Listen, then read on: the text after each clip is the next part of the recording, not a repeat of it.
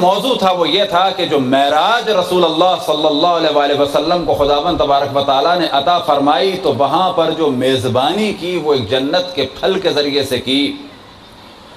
اور اس جنت کے پھل یا اس میوے کے ذریعے سے جناب سیدہ کی خلقت کی ابتدا ہوئی۔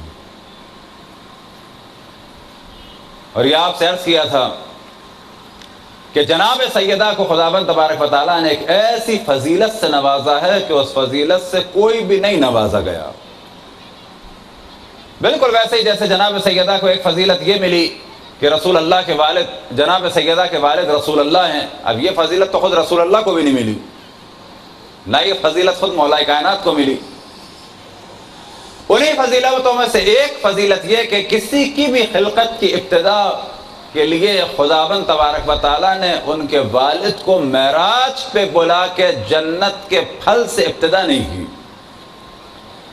لیکن جناب سیدہ کی ابتدا اس صورت میں ہوئی کہ رسول اللہ صلی اللہ علیہ وآلہ وسلم کو حکم دیا گیا کہ جناب خدیجہ سے جدا ہو جاؤ اور راتوں کو عبادت کرو، دنوں میں روزے رکھو، اور جب 40 دن کے قریب یہ سلسلہ ہو چکا تو پھر رسول اللہ صلی اللہ علیہ وآلہ وسلم کو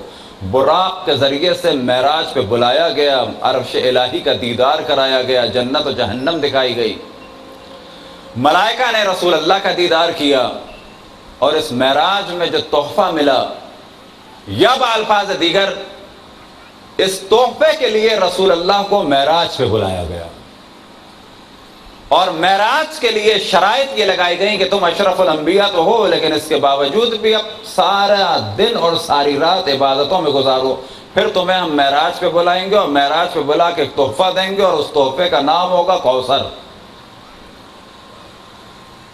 اور اس کی ابتدا پھر کہاں سے ہوئی جناب سیدہ کی خلقت کی ابتدا کہ جب رسول اللہ کو خداوند تبارک و تعالیٰ نے جنت کا پھل دیا، اور یہ وہ روایت ہے شیعہ سنی دونوں کی تفاسیر میں اور روایتوں میں بیان ہوا، تفسیر در منصور میں بھی تفصیل سے بیان ہوا، کہاں اور کس آیت کے ضمن میں؟ سبحان الذی اسری بعبدہ لیلا من المسجد الحرام الی مسجد الاقصی۔ اس کے ضمن میں جو تفاسیر شیعہ و سنیوں کے بیان ہوئے سب نے اس کو بیان کیا کہ وہاں پر معراج سے بلایا گیا، اور جتنی روایتیں تقریباً معراج کی بیان ہوئی وہاں پر اس چیز کو بیان کیا کہ معراج میں خداوند تبارک و تعالیٰ نے جنت کا پھل دیا، اور اس سے خلقت کی ابتدا ہوئی سیدہ نساء العالمین کی۔ صلوات پڑھیں بر محمد والے۔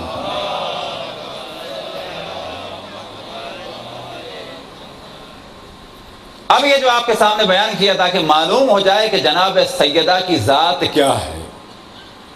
جو حضرات پچھلے سال نہیں تھے یا جو بھلا چکے کم سے کم انہیں معلوم ہو جائے کہ جناب سیدہ کی ذات کیا۔ اتنا کافی ہے